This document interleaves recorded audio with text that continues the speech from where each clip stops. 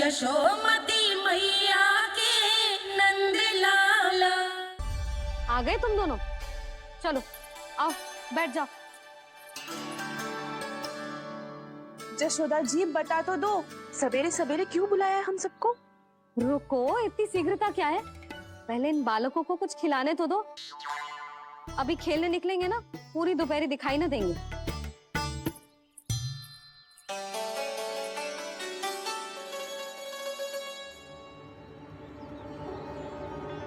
मैया देखो ना कैसे अपने आभूषणों का दिखावा कर रही है जो सुलोचना। चिंता मत कर बहू, शीघ्र ही हम इससे अधिक आभूषण और इससे अधिक उत्तम वस्त्र पहन के घूमेंगे। ये देखो तुम दोनों के लिए क्या बनाओ है मैंने। पूरे गोकुल में प्रसिद्ध मेरे पेड़े। चलो लो। यशोदा ये तो बहुत सारे हैं। हाँ जशोदा जी, इतने सारे तो मैं भी ना खा पाऊँ। क्यों दृष्टि लगा रही हो सुलक्षणा? बढ़ती आयु के बालक हैं, खाने दो इन्हें। तुम सब कछु मत सुनना, जी भर के खाओ। देखा ना?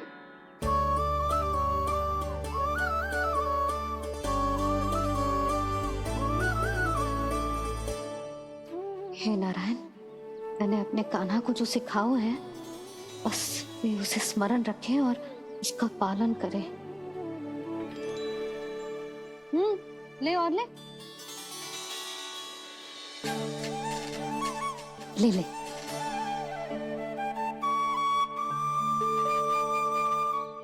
आज तो एक के बाद एक पेड़ मिल रहे हैं, वो भी बिना रोक टोक के।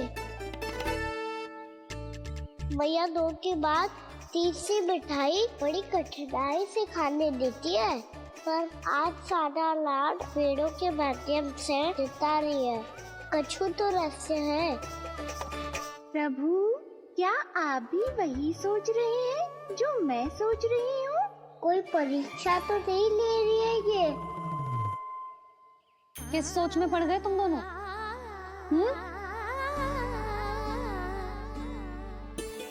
खाओ ना। जब तक पेट और मन दोनों ना भर जाए तब तक खाओ। बस यशोदा, इतना पर्याप्त है। अरे ना जिज्जी, घर के शुद्ध मावा और गुड़ के बने, कितना भी खा ले कोई हानि ना होगी। लो और लो।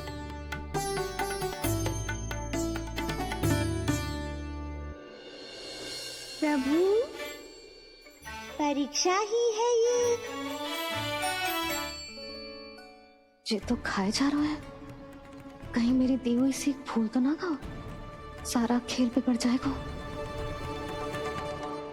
सदैव स्मरण रखियो लल्ला, लोग बहुत भयानक होते हैं, बहुत भयंकर।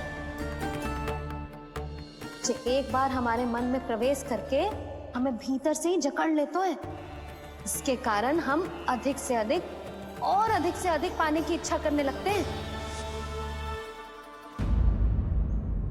क्या हुआ कान्हा, रुक क्यों गो?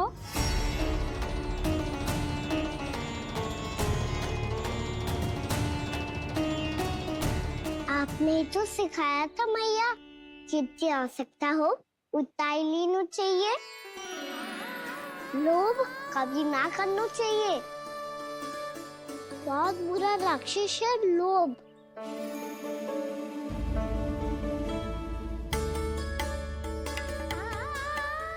बुरा और खाने में कोई बुराई ना है कान्हा, ले ले।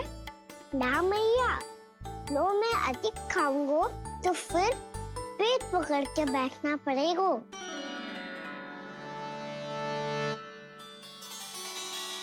हाँ, मेरा भी पेट भर गया। कान्हा सही कह रहा है छोटी माँ, लोग बहुत भयानक राक्षस है। जो भी लोग के चक्कर में पड़ेगो वो बहुत बुरा फंसेगो। अच्छा जाओ, जाके खेलो तुम दोनों। मैया, ये पेड़ अपने सखाओं के लिए भी ले जाऊं मैं? हाँ लल्ला, ले जाओ अवश्य।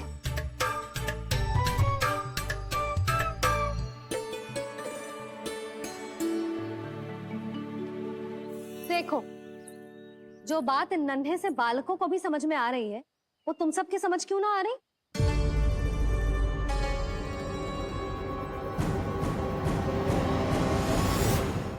क्या समझाना चाहती हो जशोदा जी? तनिक खुल के बोलो। जब बसंता खाने के बाद भी हलवा खाने का हट करतो है, तो उसे मना क्यों करती है? इसीलिए ना, ताकि स्वाद के लोभ में उसका स्वास्थ्य ना बिगड़ जाए। और उज्जवल, जब भरी दोपहरी में बाहर खेलने का हट करतो है, तो तू उसे मना क्यों करती है? इसीलिए ना, कि खेल के लोभ में उसे लू ना लग जाए। हाँ, और पुराण पढ़ना तो अच्छी बात है ना? तो श्री रामा जब रात में दीप के प्रकाश में पुराण की कथाएं पढ़ना चाहते है, तो क्यों मना करती है? उसे बता। ताकि कथाओं के लोभ में उसकी दृष्टि खराब ना हो जाए जीजी। तो इसका अर्थ तो यही है ना, कि लोभ चाहे पेड़ों का हो, चाहे पुराण की कथाओं का हो, या फिर अधिक धन अर्जित करने का हो, लोभ सदैव हानिकारक ही होता है। जे बात तुम ही सब ना समझोगी, तो अपने बालकों को कैसे समझाओगी? बोलो। हम सबकी मैया यहाँ क्यों आई है? डांट पड़ी क्या? चौरी विद्या प्रसारण टोली के बारे में सबको पता चल गो क्या? चिंता के चने चबाना छोड़ो और ये पेड़े खाओ। भीतर और भी गंभीर समस्या पे चर्चा चल रही है। कैसी समस्या? लोग की भयानक राक्षस की समस्या। व्यापारी जी, नंद जी ने कल सभा बुलाई थी और आज रानी यशोदा जी ने सारी स्त्रियों को अपने घर पे बुलाया है। तो आपको नहीं लगता कि हमें कुछ करना चाहिए? करना तो चाहिए गुप्तचर। सबसे पहले हमें हाट जाकर गोकुल वासियों की प्रतीक्षा करनी चाहिए। सूर्यास्त से पहले वो सारे मूर्ख वहाँ आने वाले हैं, मेरे सामने नारायण के नाम का प्रण लेने। उन्हें चाहे कोई भी कितना भी समझा ले बुझा ले, उससे कोई अंतर नहीं पड़ेगा गुप्तचर। हमारा वास्तविक धन क्या है? दूध, घी, दही, माखन, यही ना? हाँ, तो श्री नारायण की कृपा से तो हमारे पास इसकी कोई कमी ही ना है। तो हम सब तो पहले से ही धनवान हुए ना। तो फिर जे गोधन अपने परिवार और संतान में बांटने के बाद जो भी बचतो है, वो तो हाट में बिखी जातो है ना। तो फिर मथुरा के किसी अपरिचित व्यापारी के साथ माथा फोड़ने की क्या आवश्यकता है? जशोदा जी, हम आपकी और नंदराज की चिंता समझते, पर इसकी कोई आवश्यकता ना है। कुछ उल्टा सीधा नहीं करेंगे हम। विश्वास रखो जशोदा, हम जो कुछ करेंगे समझदारी से करेंगे। लोभ में आके कोई निर्णय नहीं लेंगे हम लोग, है ना? हाँ। अच्छा, अब चलती हूँ। बुलावे की सूचना पाके सब कार्य ऐसे ही छोड़कर आ गई थी।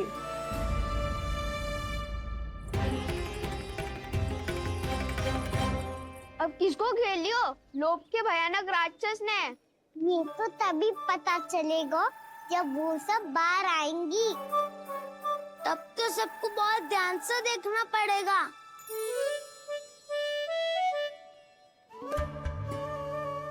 देखना तो पड़ेगा दाऊ, तभी तो पता चलेगा माखन चुराने किसके यहाँ जाना है।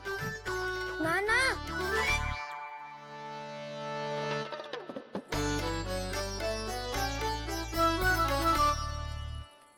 लोग का राक्षस तो उनके पास दिख ना रहे हुआ है।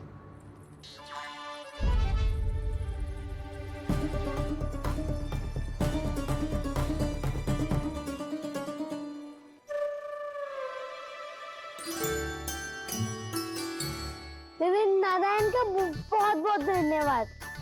कान्हा, मेरे मैया को घेर रहे है क्या उस राक्षस ने?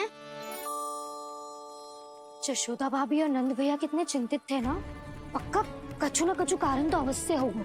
हाँ, मुझे भी सच लग रहा है कि धनवान बनने के चक्कर में मैं तनिक ज्यादा ही लोभ में पड़ गई थी। नहीं, बस गए। और मेरी मैया दादी, उनका क्या गाना?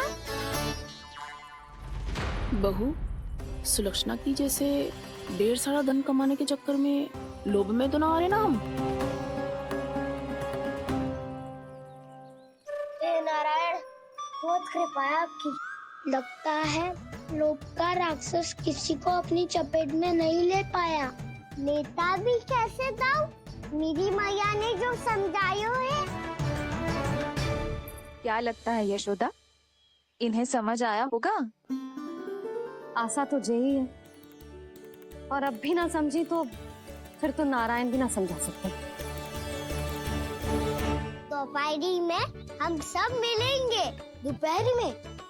तो क्या तू तब निश्चित करेगो कि आज किसके यहाँ जाना है माखन? आज कोई माखन चोरी नहीं होगी। क्षमा करना राऊ, भैया के का समझाने के बाद भी जिसके समझ में कछु ना आई होती, उसके घर चोरी तो करनी पड़ेगी आज।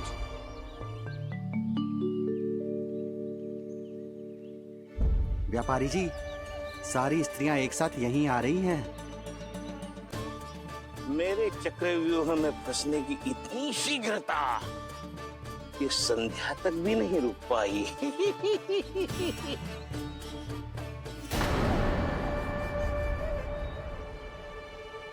पर ये आपके तरफ ध्यान क्यों नहीं दे रही हैं? लगता है गोकुल की रानी ने इनको पाठ पढ़ा ही दिया। अब आपको ही कुछ करना होगा व्यापारी जी। करूंगा, अपनी चाल सबसे अंत में चलूंगा, किंतु अभी उनके लिए एक घोषणा ही पर्याप्त होगी। तुमने सबको सूचित तो कर दिया है ना कि सबको अग्रिम धनराशि मिलेगी, वो भी दूध, दही, माखन, घी बेचने के बाद नहीं, वो पहले ही मिला करेगी। वो भी केवल एक दिन की नहीं, पूरे सप्ताह की। मैं बिल्कुल सही कह रही थी। जशोदा जी और नंदराज व्यर्थ ही चिंता कर रहे थे। यदि इन व्यापारी जी के मन में कोई मैल होता, तुझे अग्रिम धन राशि थोड़ी ना देते। बात तो तुम सही कह रही हो सुलक्षणा।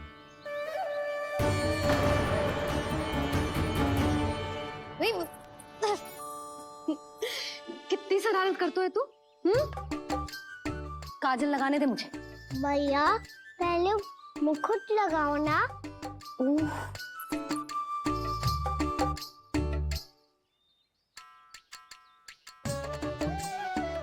और मेरी मुरली? हाँ हाँ रुक जा, चले बस होगा प्रसन्न। भैया मैं ना चाहता मैं ऐसे फिर से भूल जाऊं, नहीं तो कड़ी धूप में इसे लेने वापस लौटना पड़ता है। चल अब बैठ जा, अब मुझे काजल लगाने दे लेना। भैया इतना सारा काजल मत लगाओ, छोटा सा बालक लगता हूँ मैं। आहा, नखरे तो देखो, इतना सज धज के तो तेरे बाबा भी ना जाते बाहर, दृष्टि लग जाएगी नल्ला।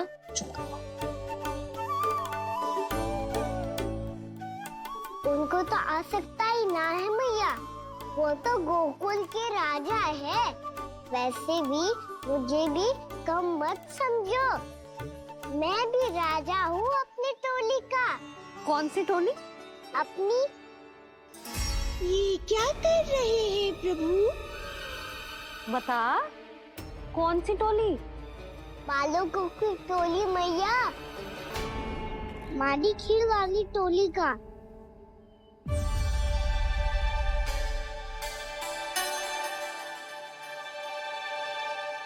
क्या हुआ जी? देखो जी, आप इतनी चिंता मत करो, आप गोकुल के राजा हो और जे बालकों की टोली का राजा है,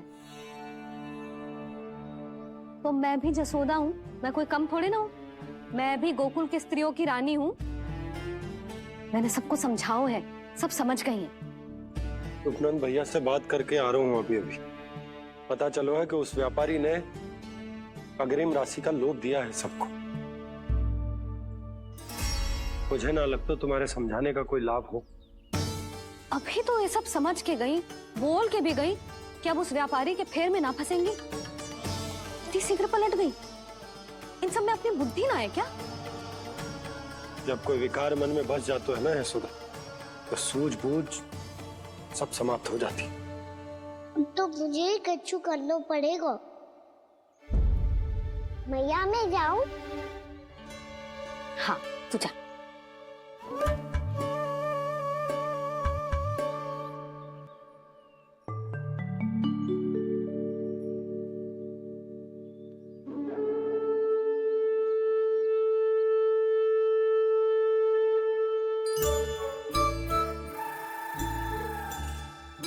बहुत बड़ी समस्या हो गई है सखाओ। कैसी समस्या? लोभ का भयानक राक्षस कहीं ना गए हो, वो अभी भी यही है। मुझे पता था, और इसका सबसे अधिक प्रभाव तो मेरी मैया और दादी पर ही हुआ है। तुम सच कह रहे हो उज्जवल? हाँ। अरे कछु ना बलदाऊ, जे बड़ बोला तो ऐसे ही बात करते रहेगा बड़ा चढ़ा के। बड़ा चढ़ा के नहीं बोल रहा हूँ मैं। आज से घर पे दूध दही माखन घी सिर्फ एक बार ही मिलेगा। पर क्यों? ताकि अधिक से अधिक दूध दही माखन घी बचाकर उस व्यापारी को 2 गुना मूल्य पे बेचा जाए। इतने से तो काम ना चलेगा। उस सुलक्षणा से, और मैं तो कहूँ सुलक्षणा से ही क्यों, पूरे गोकुल में सबसे अधिक धनवान बनना है तो और माखन जमा करना पड़ेगा। हाँ हाँ मैया, लाओ मैं इसे ऊपर रख देती हूँ। चोरी चुपके से खा तो ना जाएगी ना? तेरी घबराहट बता रही है कि घर से निकलने से पहले तूने थोड़ा माखन तो खाया है। सच्ची बोल। ना ना मैया, मैं क्यों माखन खाऊंगी? मैं भी तेरी मैया हूँ लाली, माप के रखो तो मैंने।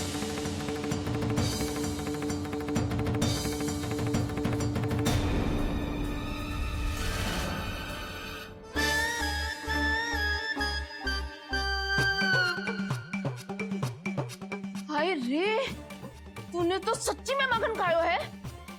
तनिक भी लज्जा ना आई तुझे?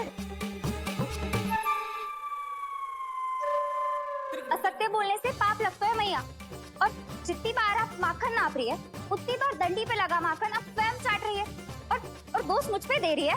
वो तो बस मैं इसलिए चाट रही थी कहीं व्यर्थ ना जाए। पर तेरी जीभ है कि तीखी मिर्ची। एक तो मैया से बहस करती है और चोरी चुपके स्वयं खा के मैया पे दोष भी धरती है। हे नारायण, कैसी बहू दी है मुझे। जा, दूर हो जा मेरे कक्ष से, और माखन के तो आसपास भी दिखने की आवश्यकता ना है। इस चटोरी को तो कोई भरोसा ना है। माखन को तो सुरक्षित स्थान पर रखना पड़ेगा।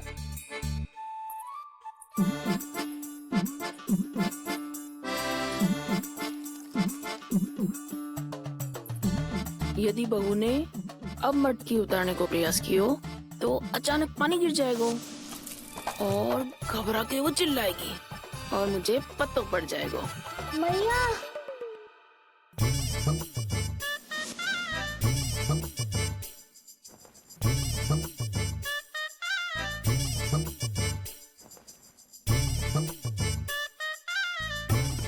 ये माखन तो मैं किसी को छूने भी ना दूंगी, तभी तो बनूंगी धनवान, बहुत धनवान। मैया माखन बेचने कहीं अकेली ना निकल जाए। ये तो पता भी ना चलने देगी कि कितना धन मिलो है। इन्हें अकेली धनवान ना बनने दूंगी मैं भी बनूंगी धनवान, बहुत धनवान। पहले तो जब चाहे तब भरपूर माखन खा सकता था, पर अब दोनों तो ऐसे संभाल के रखती हैं कि जैसे माखन की मटकी ना स्वप्न का कलश हो। मेरे यहाँ भी ऐसा ही हो रहा है। नारायण का बहुत बहुत धन्यवाद। नंद जी और जशोदा जी की बातों में आने से पहले ही सत्य का पता चल गया।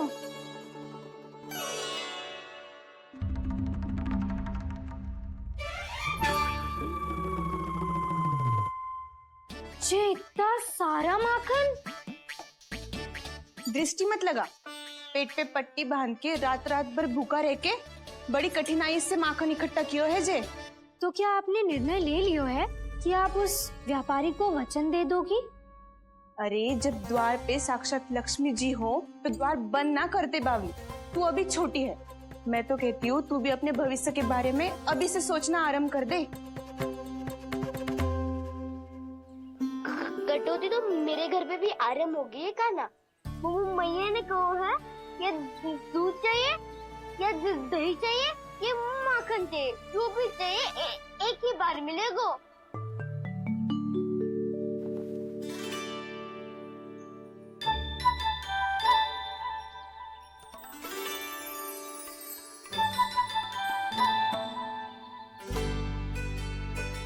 तब हमारी टोली को ही कुछ करना पड़ेगा। तुम सबको तुम्हारा अधिकार मिले, ये हमारा कर्तव्य है।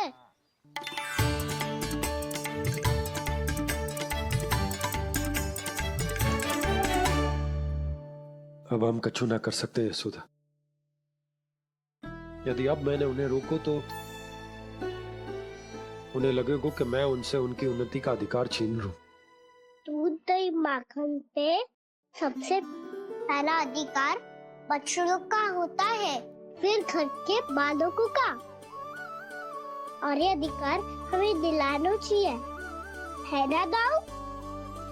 मैं सब समझता हूँ कान्हा, तुम मुझसे इसलिए पूछ रहे हो ताकि तुम माखन चोरी की योजना बना सको, पर मैं तुम्हारा समर्थन नहीं करूँगा।